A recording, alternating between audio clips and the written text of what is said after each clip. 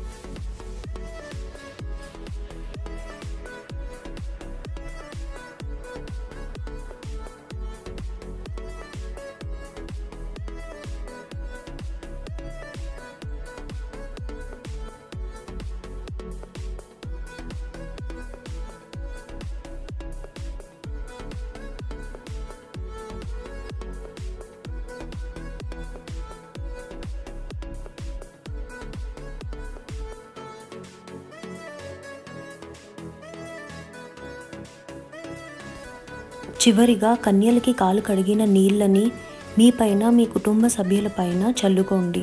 అది అమ్మవారి ఆశీర్వాదంతో సమానం.